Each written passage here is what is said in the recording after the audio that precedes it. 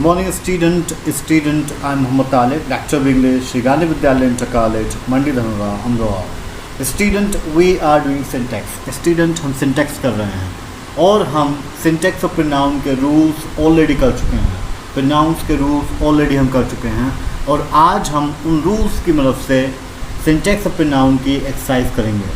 So get ready to do the exercise of syntax और pronoun. Syntax और pronoun की exercise करते हैं.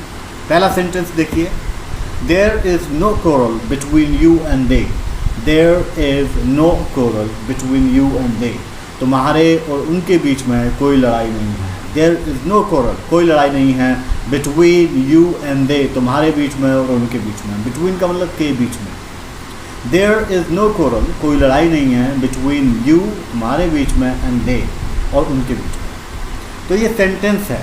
अब इस सेंटेंस में गलती है और उस गलती को रिमूव करके हमें सही सेंटेंस लिखना है. तो देखिए सही सेंटेंस क्या होगा. There is no quarrel between you and them. They के स्थान पर हमने देम लिख दिया. दे के स्थान पर देम लिख दिया. अब देम क्यों लिखा?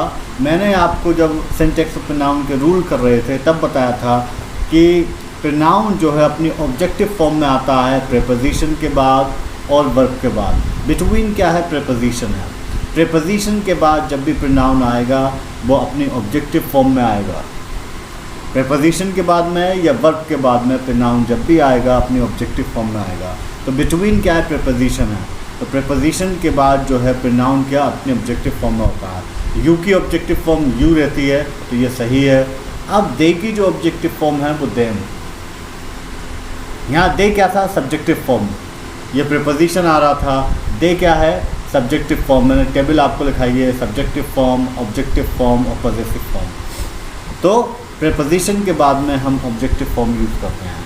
यहाँ क्या थी? Subjective form. They subjective form है. इसकी ऑब्जेक्टिव फॉर्म क्या है? देम. तो प्रीपोजिशन के बाद में या वर्ब के बाद में हम प्रोनाउन की ऑब्जेक्टिव फॉर्म यूज़ करते हैं. यू की ऑब्जेक्टिव फॉर्म यू ही रहती है और दे की ऑब्जेक्टिव फॉर्म देम. तो ये एक सेंटेंस जो है सही हो गया. There is no quarrel between you and them. अगला देखिए, he came sooner than them. अब यहाँ पर क्या गलती है? He came sooner than them, वह उनसे पहले आया. ही केम सूनर, वह पहले आया. देन देम, उनसे पहले. अब यहाँ क्या गलती है? देखिए सेंटेंस को हम सही करके लिखेंगे. ही केम सूनर देन दे, वो आया उनसे पहले. अब देन, देम के स्थान पर हमने दे लगा दिया. यहाँ ऑब्जेक्टिव फॉर्म थी देम और देम की सब्जेक्टिव फॉर्म हमने यहाँ पर दे कर दिया. सही जब सेंटेंस लिखा ही केम सूनर देन दे, तो सेंटेंस को सही लिख दिया. यहाँ सब्जेक्टिव फॉर्म कर दी. सब्जेक्टिव फॉर्म क्यों करी? कि जब कंजक्शन आता है, देन क्या है? कंजक्शन. जब कंजक्शन आता है तो कंजक्शन के बाद में हम प्रोनाउन की सब्जेक्टिव फॉर्म यूज़ करते हैं. कंजक्शन आप ऑलरेडी कर चुके हैं. दो प्रकार के कंजक्शन होते हैं, कोऑर्डिनेटिंग, सबऑर्डिनेटिंग. मैं आपको बता चुका हूँ. Since, because, as, and, therefore, so, इतने सारे कंजक्शन ऑलरेडी आपको बता चुका हूँ. तो कंजक्शन के बाद में हमेशा जो है प्रोनाउन अपनी सब्जेक्टिव फॉर्म में आता है. यहाँ पर क्या था? प्रोनाउन ऑब्जेक्टिव फॉर्म में था. दे की ऑब्जेक्टिव फॉर्म देम, तो ये गलती है. तो इसकी जो है सब्जेक्टिव, ये क्योंकि ये कंजक्शन है तो कंजक्शन के बाद में हम सब्जेक्टिव फॉर्म यूज़ करते हैं प्रोनाउन की. तो देम की सब्जेक्टिव फॉर्म क्या है? दे. तो दो रूल आप याद रखें, ये दोनों सेंटेंस में यूज़ हुए हैं कि अगर प्रीपोजिशन के बाद में प्रोनाउन आ रहा है तो ऑब्जेक्टिव फॉर्म में और कंजक्शन के बाद में आ रहा है तो सब्जेक्टिव फॉर्म में प्रोनाउन यूज़ होगा. तो ये सब्जेक्टिव फॉर्म में हो गया और सेंटेंस सही हो गया. अगला देखिए, I who is Rama's friend can help she. मैं जो रामा का फ्रेंड हूँ उसकी मदद कर सकता हूँ. तो आप देखिए यहाँ पर क्या क्या गलती है, इसे सही करते हैं. देखिए, I who am Rama's friend. अब देखिए वर्ब जो यूज़ होगी वो इस सब्जेक्ट के अकॉर्डिंग यूज़ होगी. यहाँ पर जो है आई, मैं, हु का मतलब जो राम का फ्रेंड हूँ. तो यहाँ जो वर्ब यूज़ हुई है इज़ यूज़ हुई है, लेकिन आई के साथ हम एम यूज़ करते हैं. तो यहाँ पर हमने करेक्शन कर दिया. I who am Rama's friend can help. अब देखिए वर्ब है और वर्ब के बाद जब भी प्रोनाउन आता है अपने ऑब्जेक्टिव फॉर्म में आता है. यहाँ क्या है? सब्जेक्टिव फॉर्म है. शी क्या है? सब्जेक्टिव फॉर्म है. इसकी ऑब्जेक्टिव फॉर्म क्या है? हर. तो वर्ब के बाद में जब भी प्रोनाउन आएगा अपनी ऑब्जेक्टिव फॉर्म में होगा, क्योंकि ये हेल्प क्या है, वर्ब, वर्ब के बाद में प्रोनाउन आएगा तो ऑब्जेक्टिव फॉर्म में। आई हु एम, एम क्यों लगाया हमने कि आई के साथ हम एम लगाते हैं। I who am रामास friend can help her, मैं जो राम का फ्रेंड हूँ उसकी मदद कर सकता हूँ। तो यहाँ वर्ब के बाद में आपने ऑब्जेक्टिव फॉर्म लगा दिया, तो ये करेक्ट हो गया। नेक्स्ट देखिए, eat anything what you like, खाओ कुछ भी जो तुम्हें पसंद हो। ईट खाओ, एनीथिंग मीन्स जो भी, कुछ भी जो तुम्हें पसंद हो। अब देखिए इस तरह का अगर सेंटेंस है कि खाओ कुछ भी जो तुम्हें पसंद हो, जो के सेंस में आए तो एनीथिंग के बाद में आपको डेट लगाना है। अगर इस तरह है एनीथिंग कुछ भी जो, तो अगर जो के सेंस में हो कि कुछ भी जो, तो आपको डेट लगाना है एनीथिंग के बाद में। आप एनीथिंग के बाद में यहाँ क्या लगा हुआ था, व्हाट। अगर इस तरह का सेंटेंस है कि कुछ भी खाओ कुछ भी करो जो तुम्हें पसंद हो, तो जो के सेंस में आप डेट लगाओगे, व्हाट नहीं लगाओगे। यहाँ पर क्या गलती थी कि व्हाट लगा हुआ था। Eat anything that you like, कुछ भी खाओ जो तुम्हें पसंद हो। अगला देखिए, one must complete his work, एक आदमी को अपना काम कंप्लीट करना चाहिए। तो मैंने रूल्स में आपको बताया था कि अगर जो है वन आ रहा है शुरू में तो उसकी पॉजेसिव फॉर्म वंस होगी। वन आ रहा है तो पॉजेसिव फॉर्म वंस होगी, हिस्से हिज या हर से काम नहीं चलेगा। वन है तो उसकी जो है पॉजेसिव फॉर्म वंस। अब देखिए यहाँ पे करेक्ट क्या है सेंटेंस को, one must complete one's work, एक आदमी को अपना काम करना चाहिए। तो ये हो गए। अगला देखिए, श्रुति, Khushi and Mona love each other.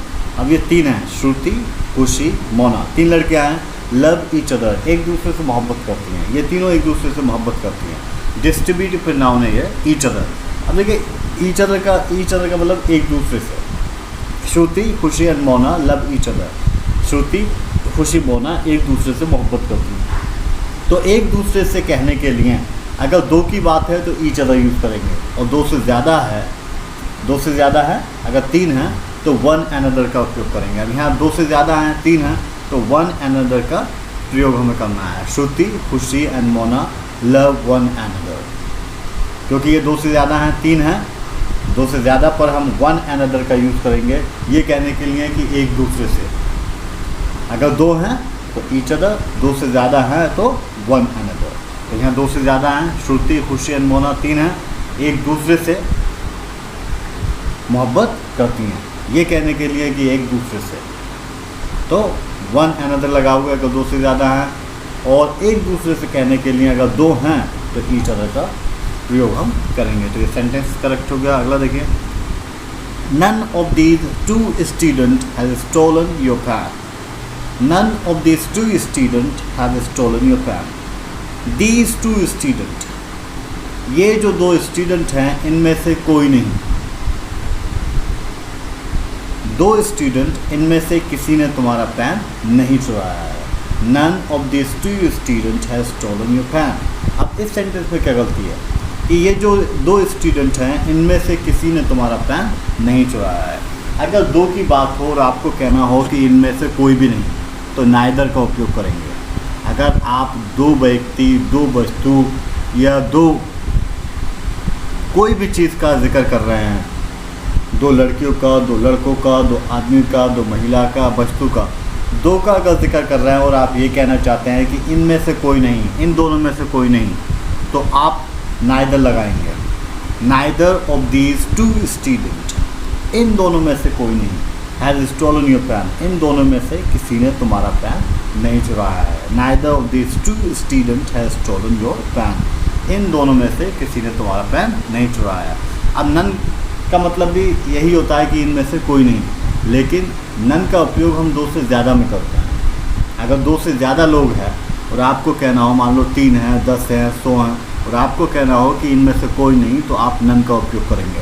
लेकिन अगर 2 हैं और 2 को आपको कहना है कि इनमें से कोई नहीं, तो नाइदर का उपयोग करेंगे।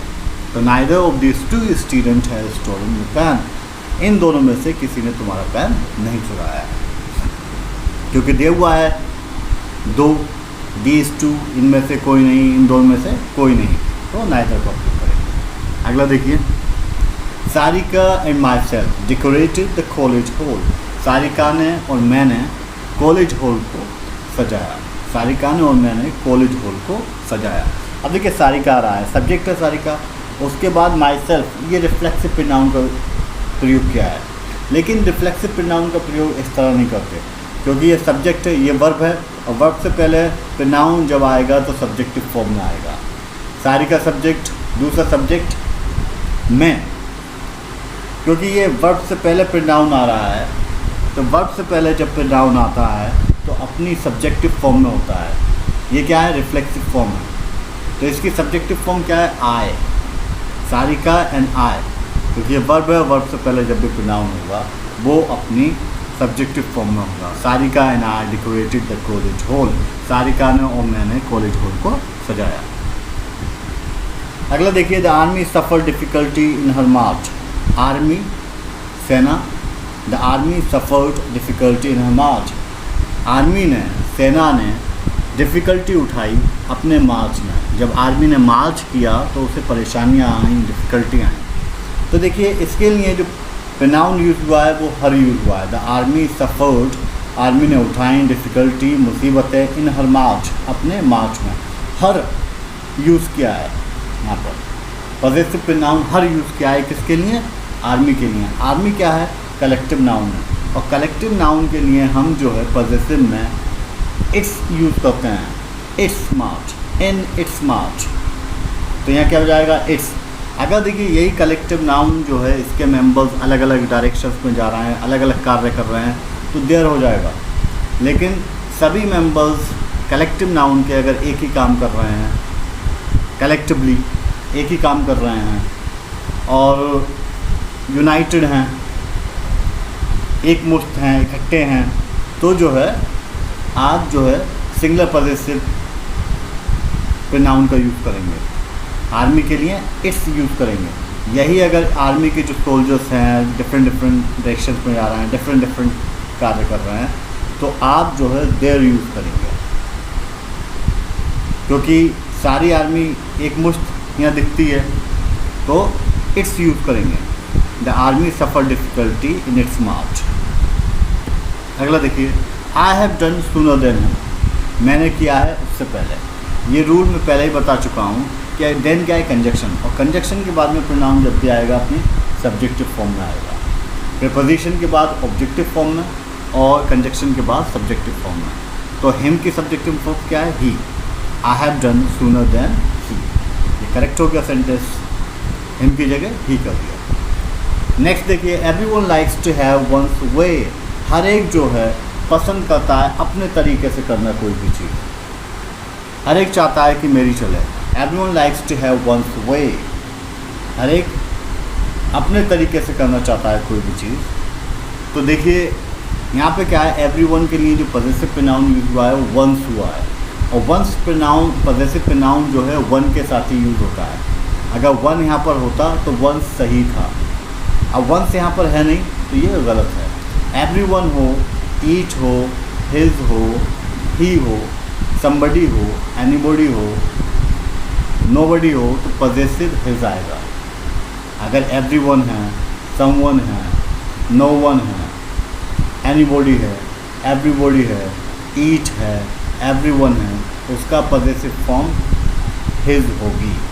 वन सिर्फ, वंस पॉजिटिव फॉर्म सिर्फ वन के लिए होती है, तो एवरीवन के लिए क्या होगा? Positive form his. Everyone likes to have his way, तो ये करेक्ट हो गया। नेक्स्ट देखिए, neither of the girls are bad. Girls, अब प्लूरल है, बहुवचन है, बहुत सारी गर्ल्स की बात हो रही है ना, तो इनमें से कोई भी लड़की बुरी नहीं है। बहुवचन है, इनमें से कोई भी लड़की बुरी नहीं है, इनमें से कोई भी नहीं। तो अभी बताया अगर दो से ज़्यादा हैं, अगर दो होती तो लिखा हुआ होता दीज टू, लेकिन दो से ज़्यादा हैं, गर्ल्स है, प्लूरल है, और ये कहना चाहते हैं इनमें से कोई नहीं। तो इनमें से कोई नहीं कहने के लिए अगर दो से ज़्यादा है तो नन का प्रयोग करते हैं। None of the girls are bad. अगर यहाँ पर दीज टू लिखा होता, दीज टू गर्ल्स, तो नाइदर सही था। दो के लिए अगर आपको कहना है कि दो में से कोई नहीं, तो नाइदर का उपयोग करेंगे। लेकिन दो से अगर ज़्यादा है और आपको कहना है इनमें से कोई नहीं, none of the girls are bad, अब यहाँ पे गर्ल्स क्या है, 2 से ज़्यादा हैं, बहुवचन है कि इनमें से कोई भी लड़की बुरी नहीं है। कहना क्या चाहता है वो, none of the girls are bad, इनमें से कोई भी लड़की बुरी नहीं है। तो ये सेंटेंस करेक्ट हो गया। अगर यहाँ पर जो है टू होता तो नाइदर सही था, ये कहने के लिए कि इन दोनों में से कोई भी बैड नहीं है। अगला देखिए, one is proud of his success. ये भी बताया कि अगर वन आ रहा है तो उसकी पॉजिटिव फॉर्म वंस होगी, तो ये हम करेक्ट कर लेंगे। One is proud of one success. Next देखिए, there is no room for you and I, तुम्हारे और मेरे लिए कोई जगह नहीं है। तो अभी बताया मैंने कि अगर जो है प्रेपोजिशन आ रहा है या वर्ब आ रही है तो उसके बाद प्रोनाउन अपनी ऑब्जेक्टिव फॉर्म में होगा। अब यहाँ जो है यू की ऑब्जेक्टिव फॉर्म यू रहती है, लेकिन आई की ऑब्जेक्टिव फॉर्म मी होती है। अभी रूल बताया था कि अगर कंजक्शन आ रहा है तो प्रोनाउन सब्जेक्टिव फॉर्म में यूज़ होगा, और प्रेपोजिशन आ रहा है तो ऑब्जेक्टिव फॉर्म में। अब फॉर क्या है, प्रेपोजिशन है। For, between, on, above, below, at, ये सब क्या है, प्रेपोजिशन। प्रेपोजिशन के बाद जब प्रोनाउन आएगा ऑब्जेक्टिव फॉर्म में, तो आई के objective form me, there is no room for you and me. अब ये करेक्ट हो गया। तो ये एक्सरसाइज थी प्रोनाउंस की। Thank you very much for watching. Good bye.